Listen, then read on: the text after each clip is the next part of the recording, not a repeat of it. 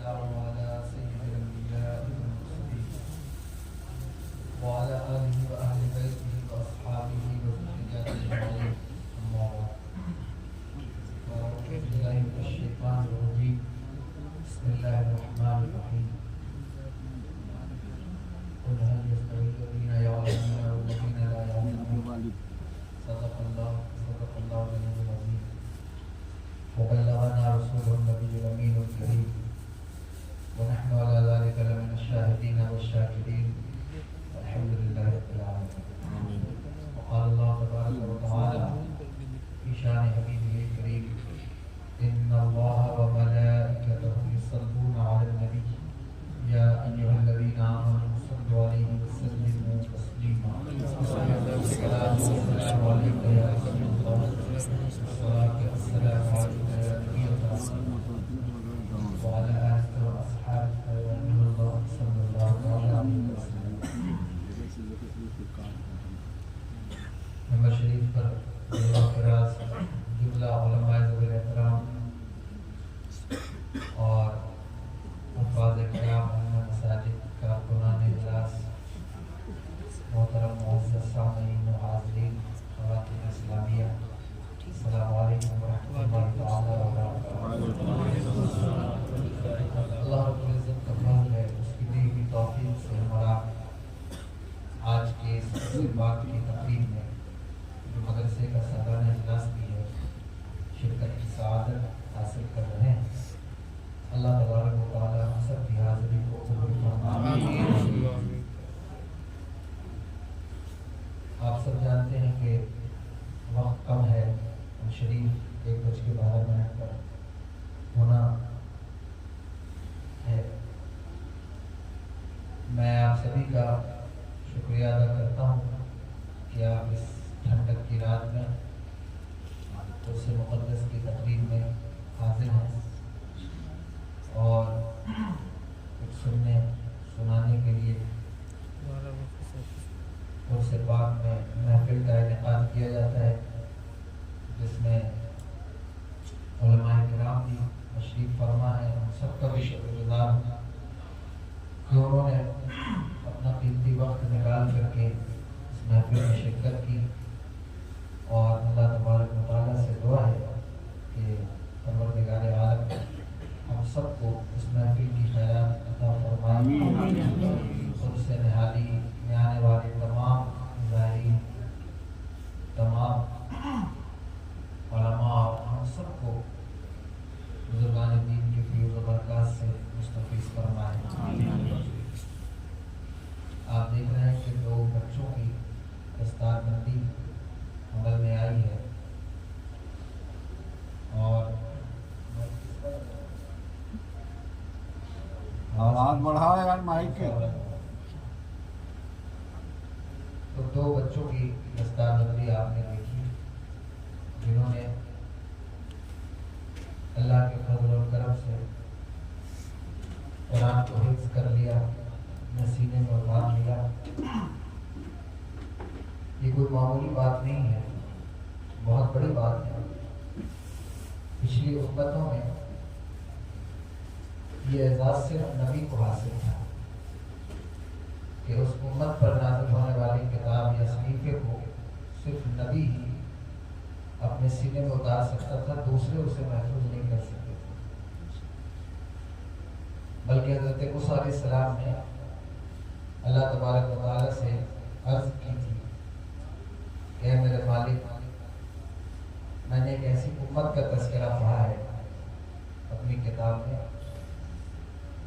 کہ جن کی اناجیل، جن کی کتاب ان کے سینوں میں موجود ہوگی۔ یا اللہ اس امت کو میری امت کر دے۔ تو آواز آئی تھی، موسیٰ وہ تو میرے پیارے محمد کی امت ہے صلی اللہ علیہ وسلم۔ پچھلی امتوں میں قوم پر، امت پر نازل ہونے والی کتاب ہر کوئی یاد نہیں کر سکتا تھا، صرف نبی اسے یاد کرتا تھا۔ لیکن اس امت کا یہ اعزاز ہے کہ آپ دیکھیں گے چھوٹے چھوٹے بچے اور بعض اوقات جو کورس ہوتا ہے وہ 3 سال کا ہوتا ہے، کچھ ضعیف بچے ہوتے ہیں 2 سال میں بھی قرآن یاد کر لیتے ہیں، 1 سال میں بھی یاد کر لیتے ہیں۔ بلکہ حضرت امام اعظم ابو حنیفہ رضی اللہ تعالیٰ عنہ کی بارگاہ میں ایک بیوہ اپنے 7 سال کے بچے کو لے کر آئی، انہوں نے کہا کہ میرے بچے کا داخلہ لے لیں، کیونکہ پچھلے زمانے میں ہر ماں باپ کو یہ فکر ہوتی تھی کہ میرا بچہ کچھ بنے یا نہ بنے لیکن دین سے آگہی اسے حاصل ہو جائے، یہ ان کی فکر ہوتی تھی۔ دین کی امپورٹنس کو، دین کی اہمیت کو وہ سمجھتے تھے، جانتے تھے۔ لیکن اس دور کے اندر ہم نے دین سے جتنی بے توجہی اختیار کی ہے، الحفیظ اللہ رحم فرمائے، کرم فرمائے، خدا کے لیے دین کی اہمیت کو سمجھیے، قرآن اور احادیث کے علوم کی اہمیت کو سمجھیے کہ یہ کتنا اہم ہے، کتنا خاص ہے۔ جہاں کہیں آپ کو علم سیکھنے کا موقع مل جائے وہاں تو آپ کی طبیعت بحال ہونی چاہیے، بشاش ہونی چاہیے کہ ہمیں یہاں سے علم کی غذا مل رہی ہے۔ لیکن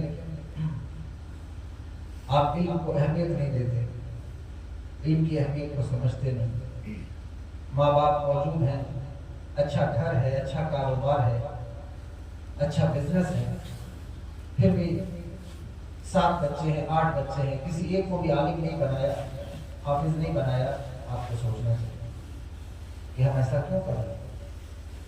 کیا یہ ہم سے پوچھا نہیں جائے گا کہ تم نے اگر علم نہیں حاصل کیا پھر اپنے بچوں کو بھی علم نہیں دیا، انہیں بھی علم حدیث اور علم قرآن کی طرف متوجہ نہیں کیا؟ علم کی اہمیت کو سمجھیے۔ میں دیکھتا ہوں ایسے ایسے لوگوں کو جو بہت اچھے ہیں، آسودہ حال ہیں، اپنے بچوں کو پڑھا سکتے ہیں، اس کے بعد بھی وہ اپنے بچوں کو مدرسے میں نہیں ڈالتے۔ آپ کہیں گے کہ یہ رونا تو بہت پرانا ہو گیا ہے کہ اچھے گھروں کے بچے مدرسے نہیں آتے۔ ٹھیک ہے، مدرسے کا تعلیمی نصاب آپ کو ہو سکتا ہے پسند نہ ہو سکتا ہے آپ کے اسٹیٹس سے میچ نہ کرتا ہو، لیکن دینی علم کا اسٹیٹس اس سے اوپر تو کسی کا اسٹیٹس نہیں ہو سکتا۔ آپ مدرسے نہیں بھیجنا چاہتے تو اس کے لیے کوئی اور طریقہ اختیار کر سکتے ہیں۔ 5,000 10,000 20 ہزار روپے لوگ سالانہ، مہینہ ٹیوشن کو، ٹیوٹر کو دے کر کے پڑھائی کرواتے ہیں۔ میں جانتا ہوں ایسے لوگ۔ انٹرنس ایگزام کے لیے جو ٹیوٹر لگائے جاتے ہیں، آپ یقین نہیں کریں گے، یہ ایم یو کے لیے بلکہ جامعہ کے لیے اور بھی یونیورسٹیز کے لیے لوگ ٹیوٹر لگاتے ہیں، مہینہ 25 ہزار روپے کا ٹیوشن ہے، انٹرنس ایگزام نکل جائے اس کے لیے ٹیوشن ہے ان کے پاس۔ لیکن ساری زندگی کمانے کے بعد اگر تم بچوں کو صحیح قرآن پڑھنا نہیں سکھا سکے تو پھر مسلمان نام رکھنے سے صرف کوئی مسلمان نہیں ہوتا۔ دین کی اہمیت کو سمجھنا ہوتا ہے، علم کی اہمیت کو جاننا ہوتا ہے۔ نہ خود قرآن پڑھتے ہیں اور نہ ہی یہ چاہتے ہیں کہ ہمارے بچے قرآن پڑھیں۔ حضور نے ارشاد فرمایا لا تجعلوا بیوتکم مقابر، تم اپنے گھروں کو قبرستان نہ بناؤ۔ حضرت امام بخاری نے اس کو بخاری شریف میں جہاں یہ کتاب باب فضائل القرآن ہے وہاں اس کو نقل کیا اس حدیث کو۔ اس کا مطلب یہ ہے کہ حضور نے یہ فرمایا کہ جس گھر میں قرآن کی تلاوت نہیں ہوتی وہ گھر قبرستان کی مانند ہے، جس میں لوگ قرآن نہیں پڑھتے۔ لیکن کتنے لوگ ہیں جو قرآن پڑھتے ہیں اور جو پڑھتے ہیں وہ ایسا پڑھتے ہیں کہ اللہ رحم فرمائے، اور پھر وہ سیکھنے کی کوشش نہیں کرتے کہ ہم سیکھ لیں قرآن پڑھنا۔ کہ کیسے ہمیں قرآن پڑھنا ہے. اللہ کا کلام ہے، لیکن ساری زندگی اور جو پڑھتے بھی ہیں، پہلے قرآن خوانیوں کا رواج تھا، قرآن خوانیاں ہوتی تھیں گھروں میں. اب تو کوئی قرآن خوانی کراتا نہیں. فارمیلٹی اتنی ہے کہ بس 4 اکشر ملا شریف ہو جائے، تھوڑی دیر بس جلدی سے ہو جائے، جلدی سے تو پڑھیے اور ہو جائے، اور وہ بھی کسی کو پڑھنا نہ پڑے تو مدرسے کے بچے 2-4 آ جائیں اور قرآن پڑھ کے چلے جائیں. اب وہ بھی رواج ختم ہو رہا ہے. قرآن خوانی بھی نہیں کراتے لوگ، بہت وقت لگ جاتا ہے، تو بس جلدی تھوڑے سے بیان ہو اور پھر کھانا ہو، کام ختم ہو جائے. جو پڑھواتے بھی ہیں ان کے مقاصد مختلف ہیں. سورہ بقرہ پڑھا جائے، ہر گھر میں سورہ بقرہ پڑھا. میں منع نہیں کرتا، سورہ بقرہ کی بڑی اہمیت ہے. رزق کے لیے سورہ واقعہ پڑھا جائے، میں منع نہیں کرتا. کوئی مرنے لگے سورہ یاسین پڑھا جائے، میں منع نہیں کرتا. پڑھیے، لیکن یہ بتاؤ کہ تم نے قرآن کی محبت میں کتنا قرآن پڑھا ہے. یہ سوچ کر کتنا قرآن پڑھتے ہو کہ یہ اللہ کا کلام ہے. کتنی مرتبہ آپ نے یہ سوچ کر قرآن کھولا ہے کہ یہ میرے رب کا کلام ہے، اس کی محبت کے ساتھ ہم اس کو پڑھیں، جبکہ آپ وہ امت ہیں کہ آپ کو یہ اعزاز ملا ہے کہ آپ اسے محفوظ کر سکتے ہیں. چھوٹے چھوٹے بچے اسے اپنے سینے میں اتار سکتے ہیں، لیکن قرآن کی محبت مل گئی. اس کی وجہ یہ ہے کہ انسان مسلمان ہلاک ہو رہے ہیں مال کی محبت میں. مال کی اتنی حرص اور طمع ہے کہ انسان سب کچھ بھول گیا ہے. اسے نہیں پتا ہے کہ ہمیں زندگی میں اور بھی کچھ کام کرنا ہے یا نہیں کرنا ہے. اس لیے قرآن سے محبت کیجیے، قرآن پڑھیے، قرآن پڑھنے کا صحیح طریقہ سیکھیے کہ ہمیں کیسے قرآن پڑھنا چاہیے. اگر آپ یہ نہیں سیکھیں گے، اس پر عمل نہیں کریں گے، کوشش نہیں کریں گے، اور آپ اس کا بلیم مدرسوں کو کریں گے کہ مدرسے چھوٹے ہیں، نظام اچھا نہیں ہے، دال پتلی ہے، چٹائی گندی ہے، کمبل خراب ہے، یہ کوئی بہانہ آپ کے لیے جو ہے وہ کفایت نہیں کرے گا. آپ قرآن پڑھیے اور اپنے بچوں کو قرآن پڑھائیے. خدا کے لیے یہ کام کیجیے.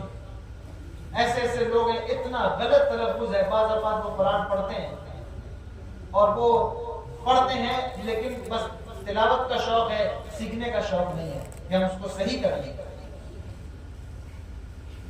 ڈرائیونگ نہیں آتی، لوگ 2-2 ہزار روپے دے کر کے مہینے میں ڈرائیونگ سیکھ لیتے ہیں، لیکن قرآن نہیں آتا تو کسی عالم کو 2-3 ہزار دے کر آپ اس سے قرآن نہیں سیکھ سکتے ہیں. لیکن آپ کی نظر میں اس کی اہمیت نہیں ہے. جہاں آپ کو علم فری میں مل رہا ہے، اس مجلس میں بیٹھنے میں آپ کی طبیعت نہیں لگتی، آپ کا دل نہیں چاہتا. خدا کی قسم یاد رکھیے کہ جب اللہ کسی سے ناراض ہوتا ہے تو اس سے علم کی طلب کا ذوق چھین لیتا ہے. یہ ایک خاص بات ہے، ذوق علم چھین جاتا ہے. وہ نہیں چاہتا کہ میں پڑھوں، وہ نہیں چاہتا کہ میں کچھ لکھوں، کچھ پڑھوں، کچھ حاصل کروں. نہیں ہوتا اس کے اندر. ذوق علم پیدا کرو.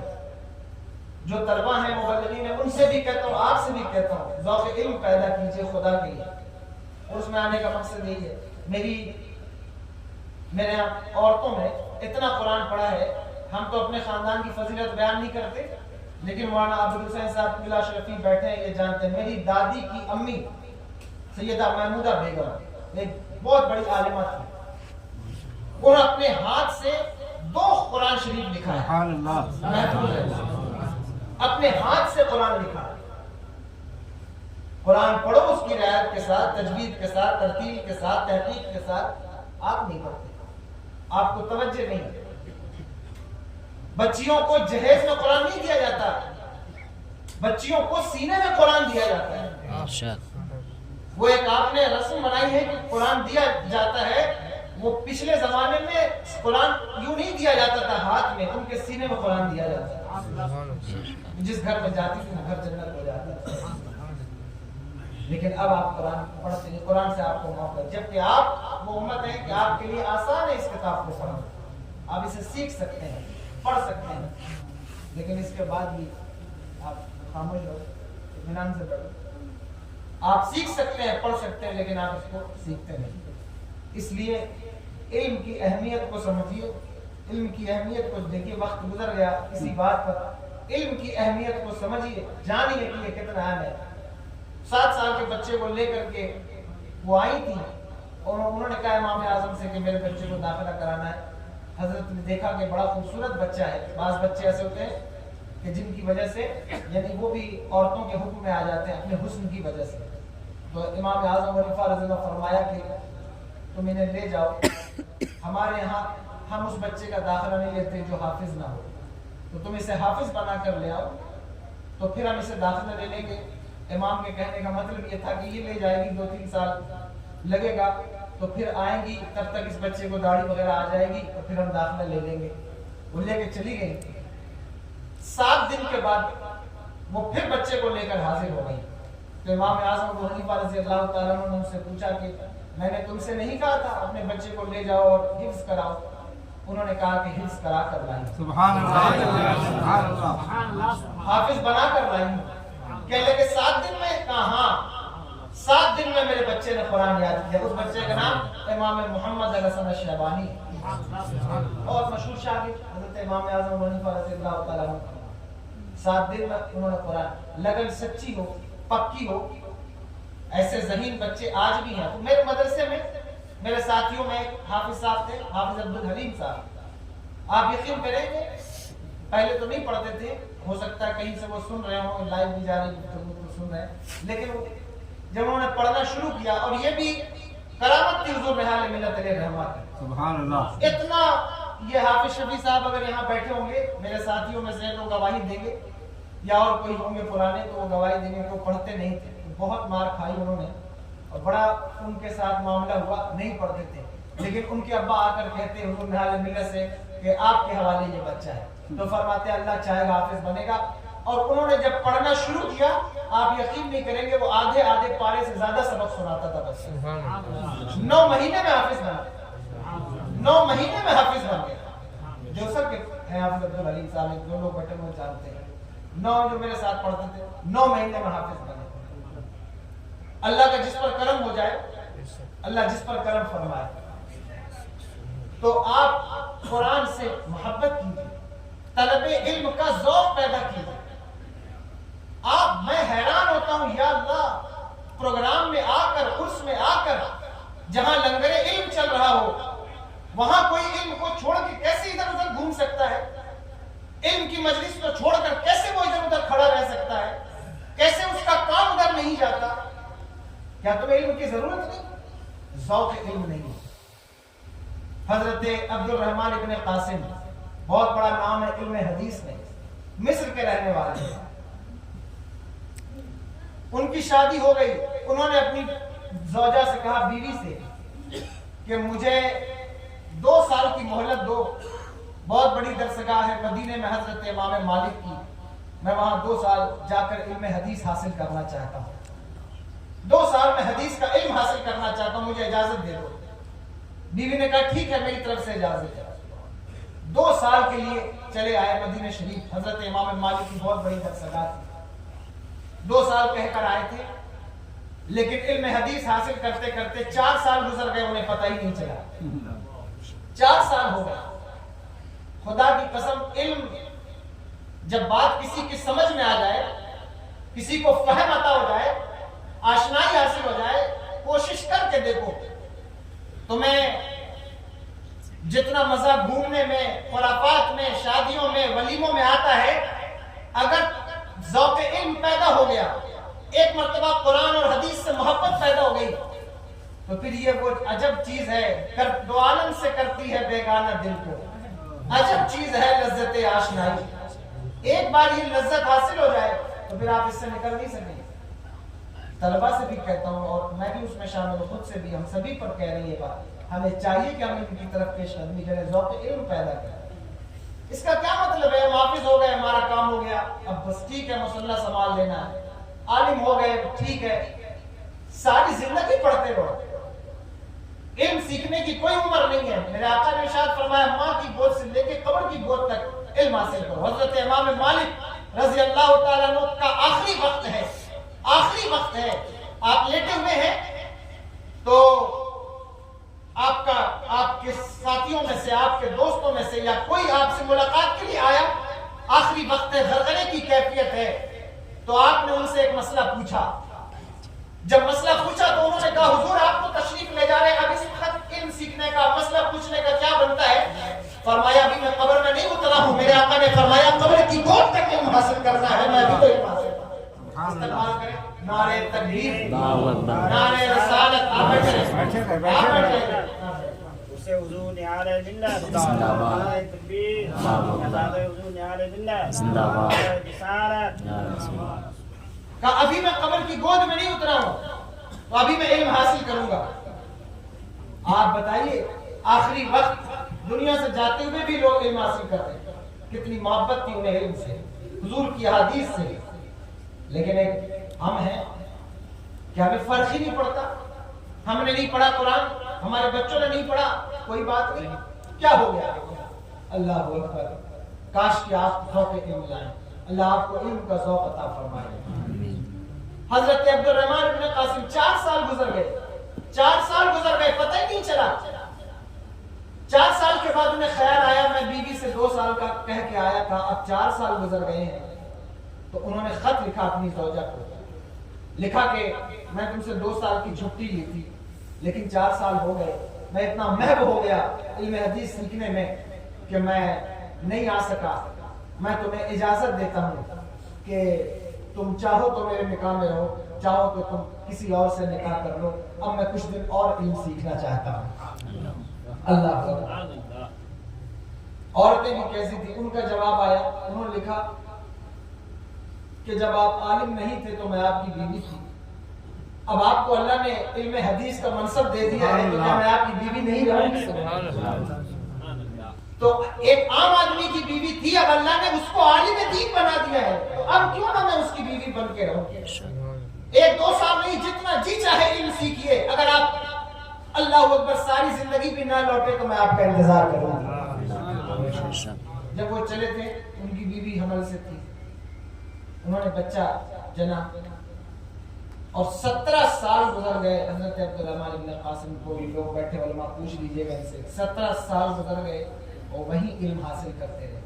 ان کے یہاں بچہ پیدا ہوا اسی سال, کوئی علم حاصل کر رہا ہو, علم کا نور لے رہا ہو, ایسا کیسے ہو سکتا ہے کہ اس کے بچے برباد ہو جائیں؟ باپ کی تربیت بہت ضروری ہوتی ہے بچوں کے لیے, لیکن وہ باپ جو طلب علم میں علم سیکھنے کے لیے یا علم سکھانے کے لیے نکل گیا ہے, اس کے بچے برباد نہیں ہوں گے. اللہ اس کے بچے کو ضائع نہیں کرے گا. ساری زندگی بچوں کی کیئر کرتے رہو, انہیں مارتے رہو, ڈانٹتے رہو, اچھے اسکول میں ڈالو, بورڈنگ میں ڈالو, ہاسٹل میں ڈالو, سب کچھ کرو, اچھا ڈاکٹر بناؤ, انجینئر بناؤ. پتہ چلا حضرت میں نے تو بچے کو ڈاکٹر بنایا تھا, آج اس نے میری ناک کاٹ دی, کسی کی لڑکی کو لے کے بھاگ گیا ہے. جو بندہ اللہ کے دین کی مدد کرتا ہے, کوئی میں سن رہا تھا, کوئی تقریر کر رہا تھا, مدد کی کہ جو ہے وہ لوگ دین کی مدد کرتے ہیں تو پھر اللہ ان کی مدد, جو دین کی مدد کرتا ہے بے شک اللہ اس کی مدد کر سکتا ہے. اس کے بچے برباد نہیں ہوں گے. برباد میں خود کو چھوڑ کے, میں تو خود کو بہت اچھا نہیں کہتا, لیکن اور جتنے میرے بھائی ہیں, اللہ اکبر, آپ میرے والد گرامی کی زندگی دیکھ لیں. سال میں شاید کوئی, میں اگر اس کا حساب لگاؤں تو 1 مہینہ 1.5 مہینہ بنتا ہوگا جب ان کی صحبت ہمیں میسر ہوتی ہے, ورنہ وہ سفر میں رہے ساری زندگی, چاہے وہ جہاں ہو, کسی جگہ ہو, علاقے میں, کبھی یہاں کبھی وہاں, ان کا سفر جاری رہتا ہے تبلیغ دین کے لیے ہر علاقے کے اندر. لیکن آپ مجھے بتائیے, آپ غور کیجئے, سوچئے, ایک بندہ ساری زندگی اپنے بچے کی کیئر کرتا ہے, اس کے بعد بھی اس کا بچہ اگر نالائق ہو جائے, تم اللہ کے دین کی مدد کرو, قرآن پڑھنے پر محنت کرو, ذوق علم پیدا کرو, اللہ تمہاری مدد کرے گا, تمہارے بچوں کی مدد کرے گا. تم قرآن کی محبت تو پیدا کرو, علم سے محبت تو پیدا کرو. 17 سال گزر گئے, گھر نہیں لوٹے, بیٹا 17 سال کا ہو گیا, کوئی تربیت کرنے والا نہیں تھا, لیکن اللہ اکبر, اللہ نے تقوی کا وہ نور عطا فرمایا کہ بستی والوں نے انہیں اپنا امام گھوشت کیا. یہ ہمارا امام ہے. 17 سال کی عمر میں اپنے ماں سے انہوں نے کہا کہ اماں میں حج پہ جانا چاہتا ہوں. 17 سال کی عمر کیا ہوتی, 17 سال بچے یہاں بیٹھے ہوں گے, یہ 17 سال کی عمر میں کیا کہاں جانا چاہتے ہیں اسے پوچھئے.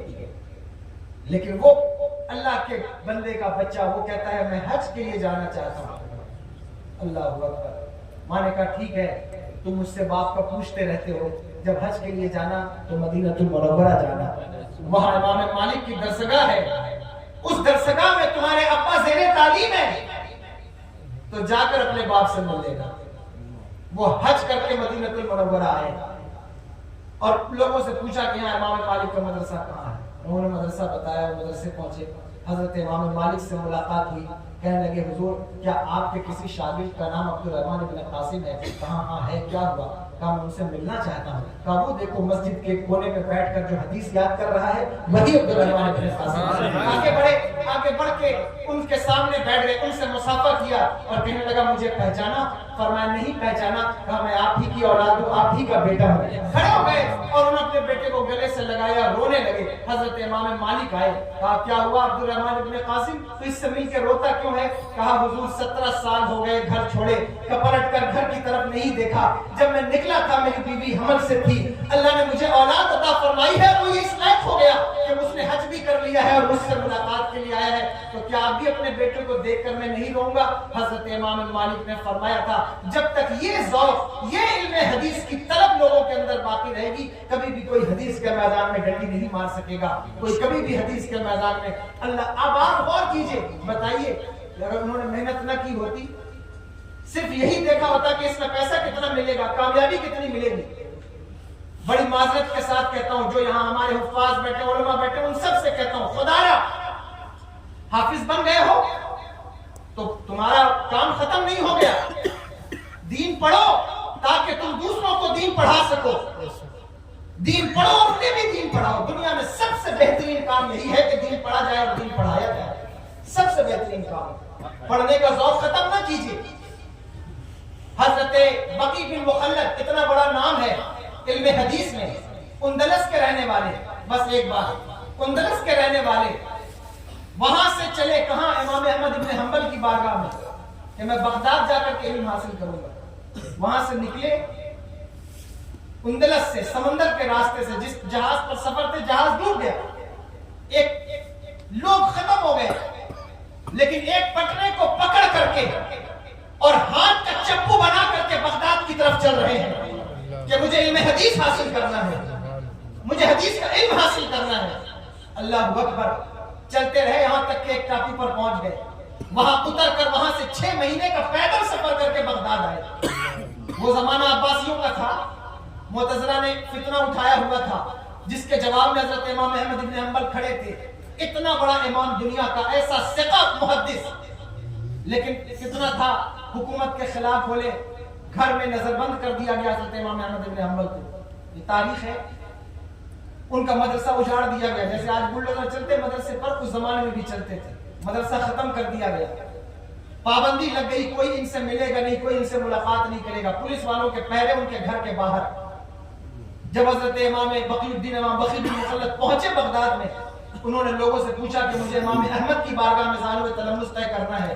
لوگوں نے کہا آپ کو معلوم نہیں ان کی درسگاہ تو اجاڑ دی گئی, ان کا مدرسہ تو بند کر دیا گیا, اب آپ کہاں علم حاصل کریں گے؟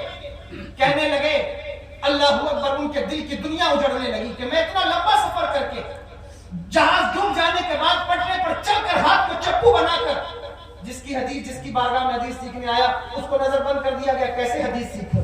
اللہ اکبر. چلے گئے. حضرت یحییٰ بن معین کی درسگاہ تھی بغداد کے اندر. حضرت یحییٰ بن معین بہت بڑا نام, بچوں کو پڑھا رہے تھے, لوگوں کو, لوگ بیٹھے پڑھ رہے تھے. سوال کا سیشن شروع ہوا, لوگ سوالات کرنے لگے, تو حضرت بقی بھی کھڑے ہو گئے. انہوں نے اٹھ کر کے کہا حضور میں بھی کچھ سوالات کرنا چاہتا ہوں. کہا پوچھو کیا سوال؟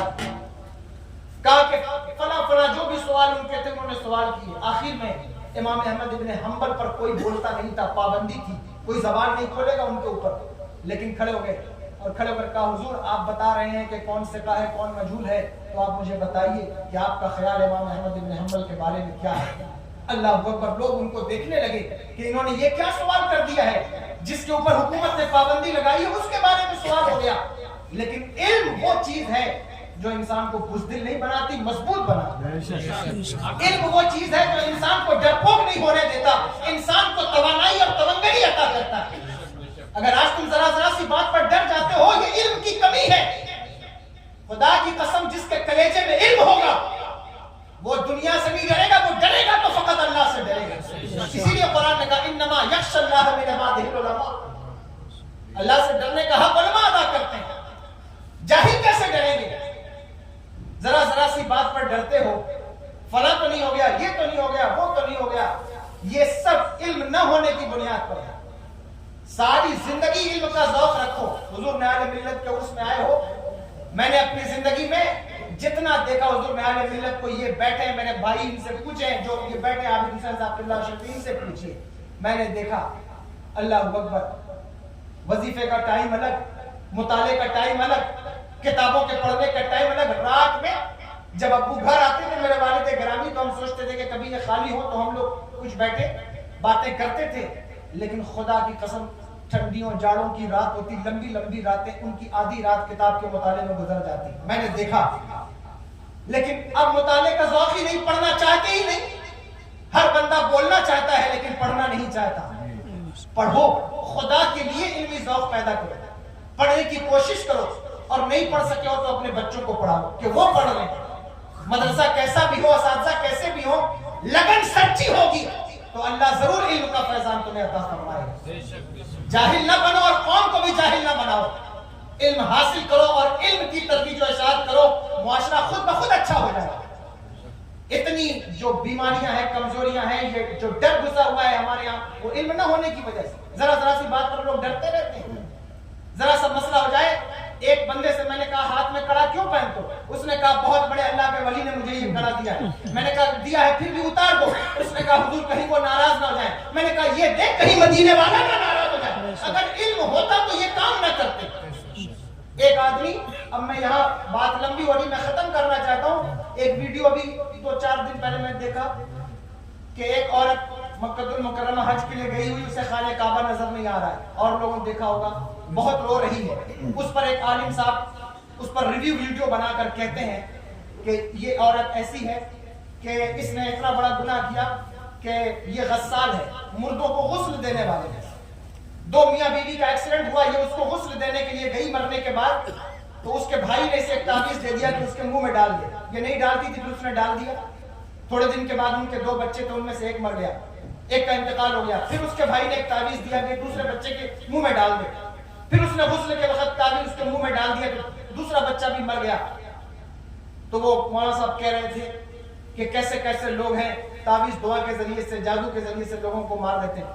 मैं उन पर कोई बात नहीं करना चाहता, लेकिन मैं सिर्फ इतना कहना चाहता हूँ, खुदा की कसम, अगर जादू का मैं इनकार नहीं करता, लेकिन अगर इल्म होता, इल्म होगा, बुजुर्गों का फैजान होगा, कुरान का फैजान तुम्हारे साथ होगा, तो तुम कभी इन सब चक्करों में टक्करों में नहीं पड़ोगे। कुरान पुकार कर कह रहा है वमा हुम बिदारबीना मिन अहदिन इल्ला बिइज़्निल्लाह। किसी जादूगर का जादू अल्लाह की इजाजत के बगैर नहीं चलेगा। लेकिन इल्म नहीं है तो ढोंगियों से भी डरो, मक्कारों से भी डरो, शहर की औरतों से भी डरो, मोहल्ले वालियों से भी डरो। फला औरत ऐसी है, फला मर्द ऐसा है। अरे तू कैसा है? तुझे अल्लाह ने कुरान दिया है, इल्म हदीस दिया है। खुदा की कसम, अगर जादू मौजूद है तो जादू का तोड़ भी मौजूद है, लेकिन इल्म मौजूद हो तो फिर ये बात होती है।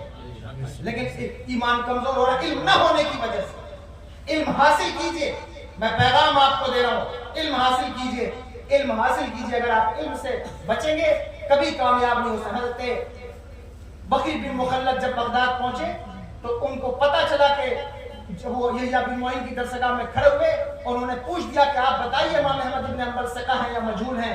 इल्म इंसान को डरपोक नहीं, तवंगर बनाता है, मजबूत बनाता है, निडर बनाता है।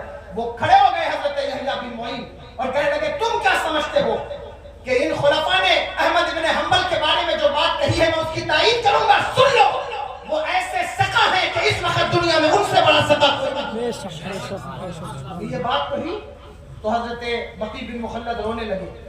सराय आए जहां रुके हुए थे, अपना कपड़ा फाड़ा, दाढ़ी बढ़ाई, बाल बढ़ाए, फकीरों की तरह हालत बनाई, हाथ में कासा लिया और बगदाद की गलियों में फकीरों का नारा लगाते हुए निकल गए।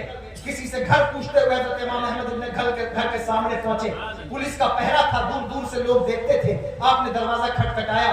जब दरवाजा खटखटाया तो हजरत इमाम अहमद इब्न हंबल ने दरवाजा खोला, सामने खड़े हो गए, कहने लगे हुजूर पहली मर्तबा जिंदगी में आपकी सूरत देखना नसीब हुआ है। अगर मैं इतना भी कर लिया है मैंने तो मैं अल्लाह का शुक्र अदा करता हूँ कि मेरा सफर कामयाब हुआ है। पूछा क्या बात है? कहा अंदलस से आया हूँ आपकी दरसगाह में पढ़ने, लेकिन आपका मदरसा तो उजाड़ दिया गया, अब कैसे पढ़ूंगा? हजरत इमाम अहमद इब्न हंबल ने हाथ उठाया, अल्लाह का शुक्र अदा किया, मेरे मालिक तेरा शुक्र है कि तूने मुझे एक शागिर्द दे दिया है। मैं सोचता था मेरा मदरसा बंद हो गया, कहीं मेरा इल्म जंग आलूद ना हो जाए, तो अल्लाह तूने मेरे शागिर्द का इंतजाम कर दिया। सुन, रोज फकीर बन के मेरे दरवाजे पर आया कर, मैं तुझे खैरात भी दूंगा और हदीस भी दूंगा, खैरात भी दूंगा, इल्म हदीस भी दूंगा। अल्लाह अकबर। फकीर बन के 3 साल तक सुबह शाम इमाम अहमद इब्न हंबल के दरवाजे पर दस्तक लगाते। बाल बड़े हुए हैं, दाढ़ी बड़ी हुई है, कपड़े फटे हुए हैं, कासे दिल भी फैलाया हुआ है और हुजूर से उनसे जो है वो इल्म हदीस सीख रहे हैं। 3 साल के पीरियड में 1800 से ज्यादा हदीसें याद कर ली, रिजाल याद कर ली, असनाद याद कर ली। जो खैरात भी देते, इल्म हदीस भी सिखाते। कहते हैं जब हदीस सिखाने आते तो सर पे अमामा होता, बदन पे जुब्बा होता, हाथ में असा होता। खैरात भी देते, इल्म हदीस भी सिखाते। 3 साल के बाद मुअत्तसिम बिल्लाह खलीफा बना तो कहा गया कि हज़रत इमाम अहमद इब्न हंबल की दरसगाह फिर सजाई जाए। मुतक़िद था, कहने लगा फिर दरसगाह सजाई जाए। मदरसा बनाया गया। आज जो है मसनद इरशाद पर बैठे, तलामज़ा का जम्मे गफीर था, दूर दूर से लोग आने लगे। जब हज़रत बकी बिन मुहल्लद आए ना तो हज़रत इमाम अहमद इब्न हंबल खड़े हो गए, कहने लगे ओ मेरे तलामज़ा हट जाओ, मेरा वो शागिर्द आ रहा है जिसने 3 साल मेरे दरवाजे पे खड़े होकर मुझसे इल्म हदीस सीखा है। अल्लाह अकबर कबीरा। उन्होंने अपने गले से लगा, आपको किसी का दरवाजा नहीं खटखटाना है, किसी की चौखट पे नहीं खड़ा होना है। आलिम मौजूद है, मुफ्ती मौजूद है, खतीब मौजूद है, तकरीर करने के लिए माइक है, हॉल है, आपके पास बैठने के लिए गद्दा है, बिस्तरा है। इसके बाद भी अगर तुम इल्म नहीं हासिल करते तो याद रखना सवाल जरूर होगा तुमसे, जरूर पूछा जाएगा। दुनिया में इज्जत हासिल करना है तो इल्म की तरफ आओ। कुरान पुकार कर कह रहा है कुल हल यस्तविल लज़ीना यालमून वल लज़ीना ला यालमून। ऐसा कभी नहीं होगा कि जाहिल और आलिम दोनों एक ही सफ में खड़े हो जाएं, ऐसा नहीं होगा। हाँ, जहालत की बुनियाद पर दुनिया में तुम कोई मसनद हासिल कर सकते हो, लेकिन खुदा की कसम इल्म वो चीज है जो यहाँ भी मुमताज करेगा वहां भी मुमताज करेगा। इसलिए इल्म हासिल कीजिए, यही उर्सुल आलम मिल्लत का पैगाम है। और इल्म की रग़बत पैदा कीजिए। जो बच्चे फारिग हो रहे हैं उनको बहुत मुबारकबाद कि अल्लाह ने उन्हें इल्म से नवाजा है। आगे वो कुरान और हासिल करें, इल्म उसका ले। और जो लोग आए हुए हैं उनसे कहूंगा कि अपने बच्चों को कुरान पढ़ाइए, मदरसे में भेजिए। नहीं भेज सकते तो आपकी जिम्मेदारी है, आप 10,000 लगाकर अगर कॉलेज का ट्यूशन पढ़ाते 5,000 लगाकर कुरान का ट्यूशन लगाइए। उन्हें फतावा रज़विया, कानून शरीयत, जो भी मसाइल फ़िक़ह किताब है आप उनको पढ़ाइए। मेरे वालिद गिरामी ने और जितने बुजुर्गान उन्होंने का यही पैगाम है। अल्लाह तबारक व तआला इसे कबूल फरमाए। अस्तगफिरुल्लाह रब्बी।